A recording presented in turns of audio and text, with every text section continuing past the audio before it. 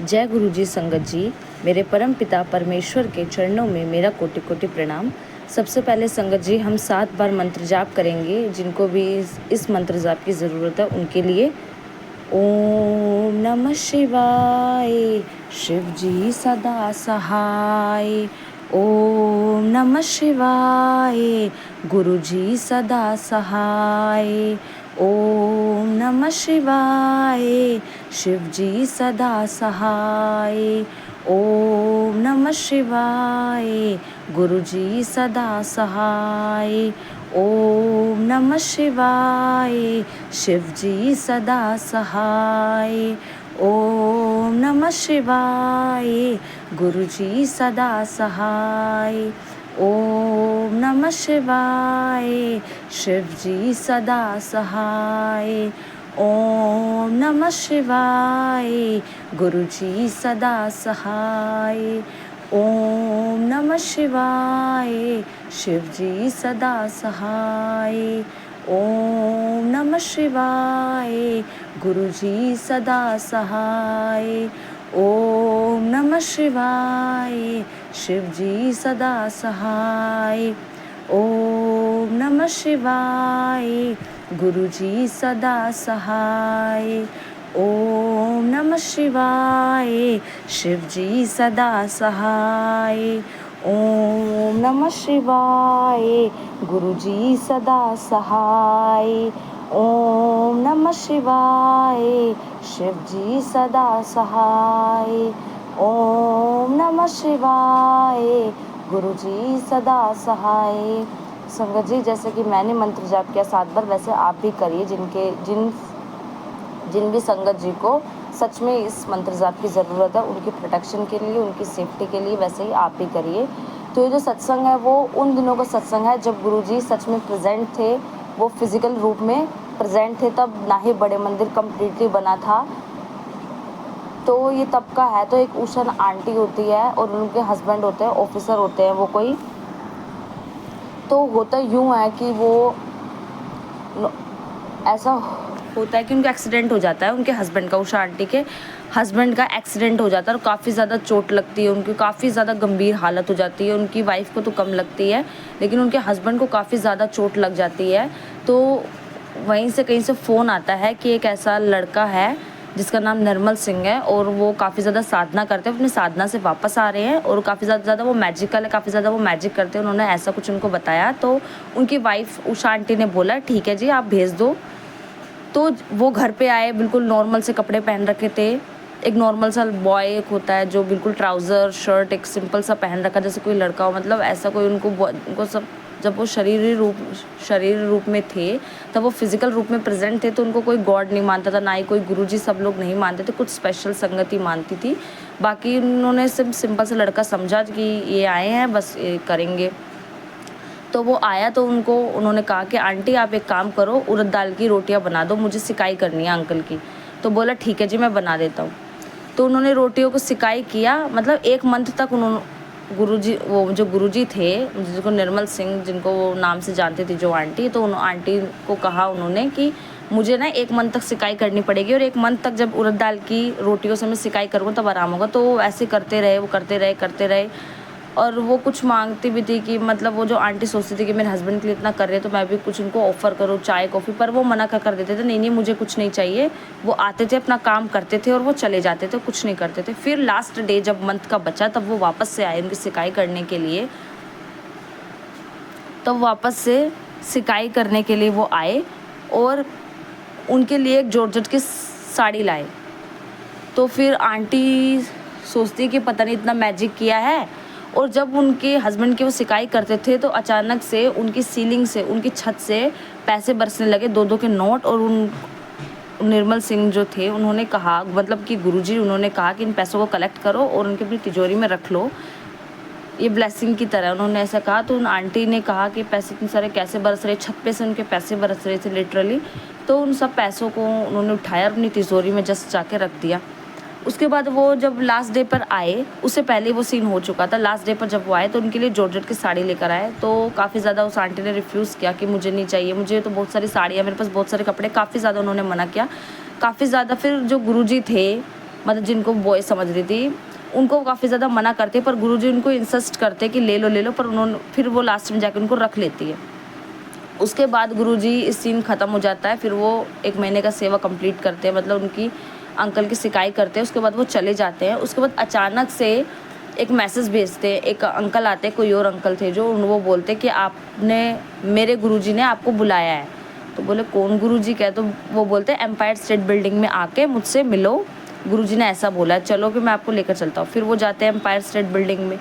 जैसे ही वो empire state building में जाते हैं उनके साथ, तो फिर होता ही हो कि एम्पायर स्टेट बिल्डिंग में वो जाते हैं, और जाते ही वो गुरुजी को देखते हैं कि उनके जो कपड़े काफ़ी ज़्यादा शाइनिंग है, मतलब जैसे वो नॉर्मल लग रहे थे बिल्कुल वैसे नहीं, एकदम सूट बूट वाले गुरुजी है, मतलब एकदम उसके शाइनिंग कपड़े हैं, अच्छे से वो बैठे हुए हैं, एकदम चमक धमक है, बिल्कुल रॉयल लुक है, मतलब ऐसा था।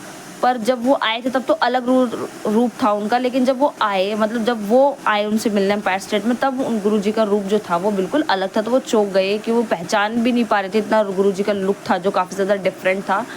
मतलब कहाँ पे वो ट्राउजर्स पहन रखे थे, कहाँ पे उन्होंने, फिर उनकी जो पोशाक थी काफ़ी ज़्यादा डिफरेंट थी, तो वो पहचान भी नहीं पाई, इस कदर उनकी अलग थी। तो फिर गुरुजी ने, तो फिर किसी आंटी से कहा उन्होंने कि जाओ चाय, गरम गरम दूध लेकर आओ और हलवा प्रसाद लेकर आओ। तो बिल्कुल हलवा प्रसाद जब वो लाए तो उन्होंने उन आंटी अंकल को दे दिया हलवा, और फिर बोला चलो तुम मेरी गड्डी विच घूमने चलो। तो जाते वो बोलते कि आंटी अंकल नहीं, हमारे पास अपनी गाड़ी है, हम चलेंगे घूमने, अपनी गाड़ी से भी तो घूम सकते। तो फिर नहीं, वो अपनी गाड़ी में ही ज़बरदस्ती गुरुजी जो थे उनको अपनी गाड़ी में लेकर गए घूमने के लिए।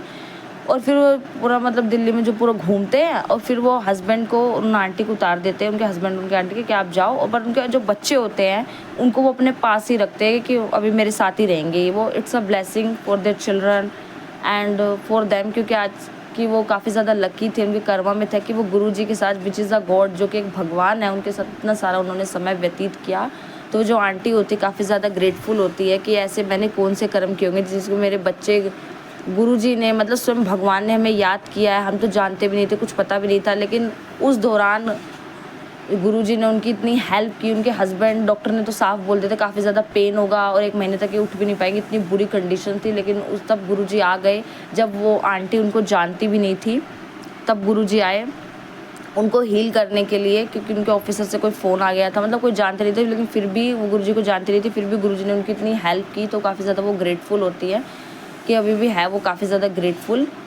ये काफ़ी ज़्यादा, कम से कम आप बोल सकते हो 50 साल पहले की बात है, जब गुरुजी मतलब थे तब की बात है ये। 1979 की बात है ये, जब ये इंसिडेंट हुआ था।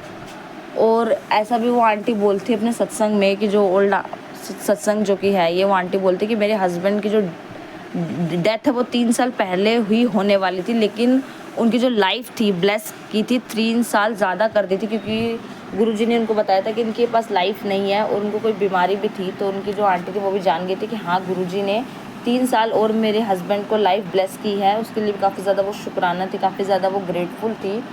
उसके बाद हम थे कि उनके बच्चों को काफ़ी ज़्यादा घुमाते हैं। उसके बाद वो बड़े मंदिर के घुमाकर छोड़ देते हैं। उसके बाद वो अंकल आंटी बड़े मंदिर जो काफ़ी ज़्यादा, तब बना नहीं था, बस थोड़ा बहुत उसकी बाउंड्री हुई थी, कब उनके जाके लॉन में बैठते हैं, और जो गुरुजी होते हैं वो खाट पर बैठते हैं।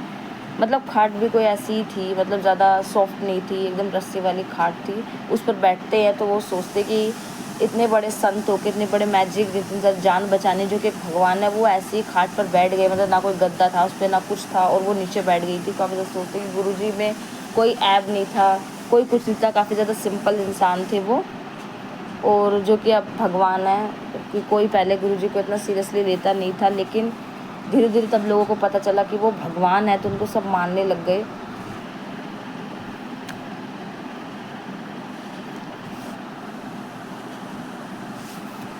उसके बाद मतलब गुरुजी ने काफ़ी ज़्यादा उनकी मदद की। और जब वो उनके घर गए थे तब भी एक बार वो घर भी गए, उनको जब लास्ट डे पे वो गए थे, तो उन्होंने खोलता हुआ बोला कि हाथ लाओ, मुझे प्रसाद देना है। तो वो आंटी के मन में संदेह आ गया कि कैसे कुछ मिला के ना दे दिया। वो आंटी लिटरली ऐसे सोचने लगे कि कहीं कुछ मिला के ना दे दिया हो इस प्रसाद में, मैजिक करते हैं, पता नहीं क्या कर देंगे, पता नहीं मुझे क्या हो जाएगा। मतलब वो आंटी इतना घबरा गई, मतलब ले भी नहीं दी उनका प्रसाद। फिर लास्ट में उन्होंने प्रसाद लिया, हलवा प्रसाद, जो कि काफ़ी ज़्यादा लॉट ऑफ घी था उसके अंदर, बहुत ज़्यादा घी था जो कि काफ़ी ज़्यादा वो गर्म था, पर उन्होंने खाया, उनको काफ़ी ज़्यादा अच्छा लगा। और फिर बड़े मंदिर गई तो भी उनको मिला वो, मतलब जब वो एम्पायर स्टेट में गए तभी उनको हलवा मिला। और उसके बाद वो बड़े मंदिर में गई तो उनको चाय प्रसाद मिला कि चाय बनाओ, और काफ़ी ज़्यादा वो रात रात तक रुकती भी थी मंदिर में। और फिर उसके बाद गुरुजी बोलते थे नहीं नहीं मेरी गाड़ी में मैं तुम्हें छोड़ के आऊँगा घर, और वो फिर छोड़ घुमाने लेके जाते थे, फिर उनको छोड़ते भी थे वापस से। और जब बड़े मंदिर में रुकते थे तो भी उनको वापस खुद अपनी गाड़ी में ही वो छोड़ते थे। और 3 साल उनके हस्बैंड को उन्होंने लाइफ भी ब्लेस की। और आज तक वो आंटी बोलती कि आज तक मुझे कोई भी पैसों की कमी नहीं है, बिल्कुल भी पैसों की कमी नहीं है। वो मतलब जो पैसे थे 2-3 गड्डी जो आंटी बता रही जिनके छत से बरसे थे, वो गुरुजी ने ब्लेसिंग दिया था लाइफ फॉरएवर के लिए, ताकि उनको बस कभी भी पैसों कमी ना हो। क्योंकि उनको पता था उनके हस्बैंड तो 3 साल ही बचे हैं, ताकि उनको मतलब इतनी कृपा की थी गुरुजी ने।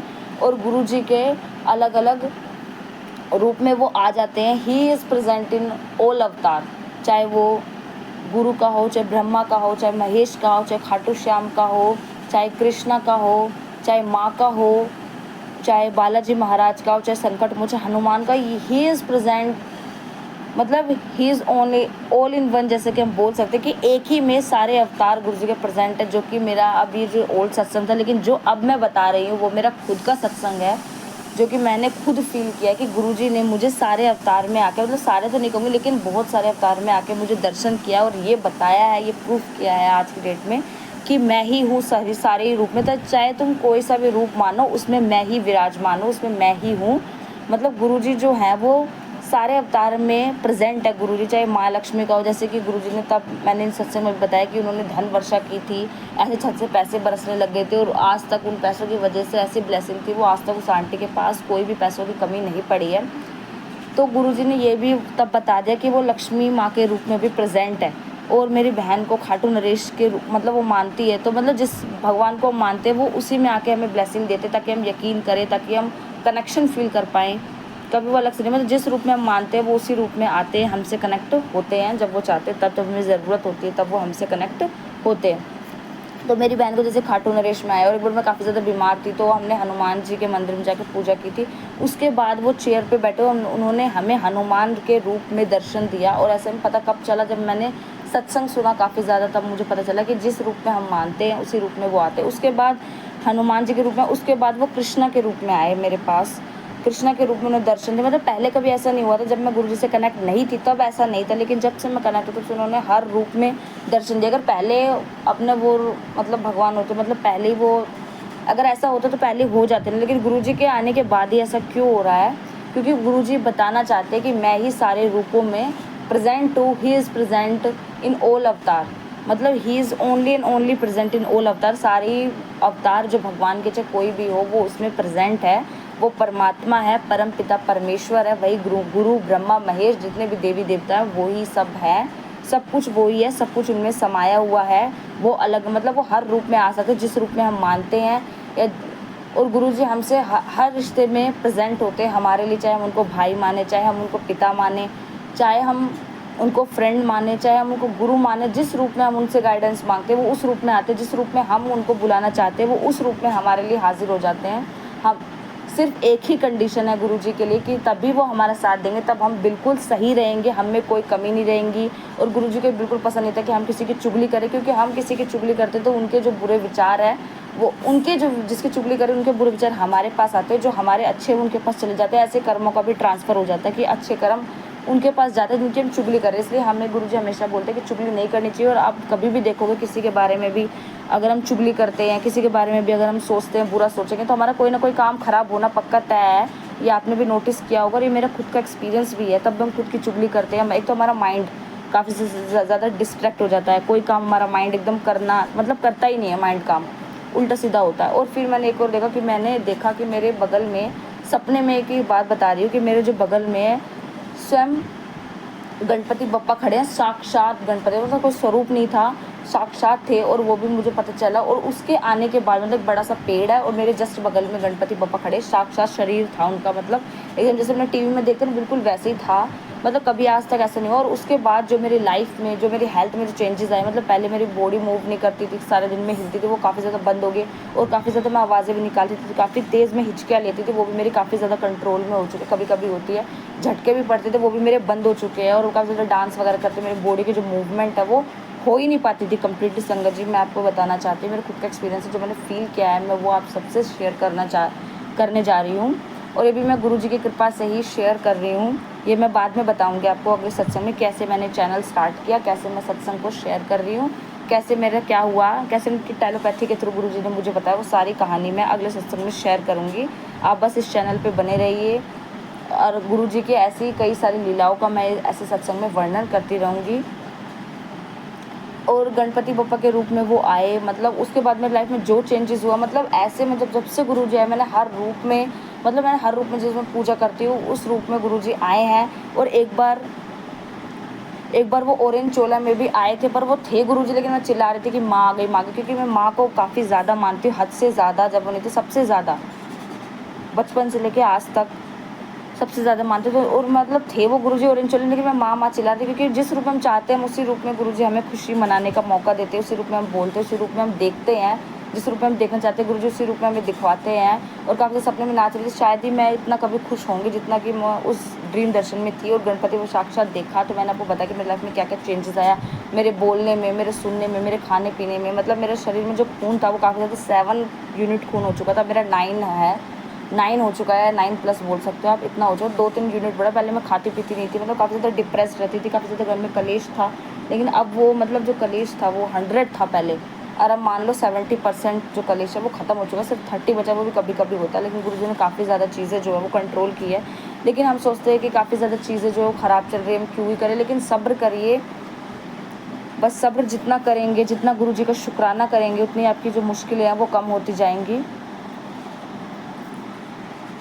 और मैंने एक दिन, मैं काफ़ी ज़्यादा उदास थी, काफ़ी ज़्यादा मेरे ब्रोकन हार्ट हो गए थे, काफ़ी मैंने सोचा कि अब क्या होगा, मेरे तो जीने का मन ही नहीं, मतलब इतनी ज़्यादा कंडीशन ख़राब हो जाती थी, मैं खुद ही बोलती थी कि अब जीने का मन नहीं। लेकिन गुरुजी ने मुझे समझाया कि एक दिन, उसी दिन मेरा सेम डे सुबह का टाइम, मॉर्निंग में 7 या 5 या 4 AM था, तब मुझे सपना आया कि ये तुम्हारे साथ है।